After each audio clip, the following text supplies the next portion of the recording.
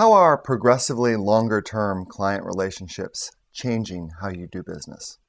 Well, I think because when we started, we didn't say, let's be an ad agency, if you will. Um, we might not have seen the value up front in long-term engagements.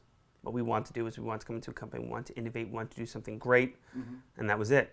But more and more what we learned was we would do a great project, everything would be great, but because we weren't trying to build in a long-term relationship, not only did we not get the next project and the next project, but we didn't get all the credit for the project we put together. Everyone else who had the long-term relationship somehow said, well, it was my idea to hire them, and all of a sudden everyone else was taking kind of credit for what we were doing. And I realized it didn't really help us grow. We wanted to always be innovative. We didn't want anything to get in the way of that. We didn't want to have account people. We didn't want to have this or that. We just wanted to be innovative and it didn't allow us to grow at the rate that we need to grow.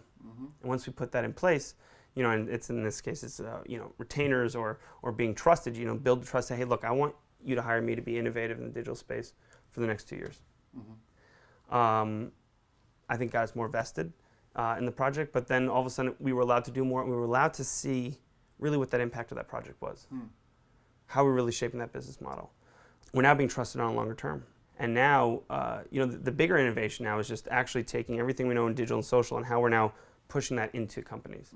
How we're changing the philosophies of how even their companies are being set up. Right. And that's the difference.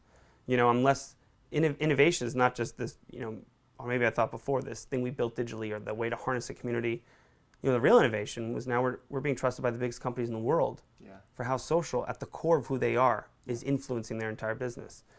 And that is, a new exciting challenge, but also it's allowed us to just have consistent partners who trust us, and we've been able to grow off those back. So it's really allowing us to scale in a way that's financially reasonable.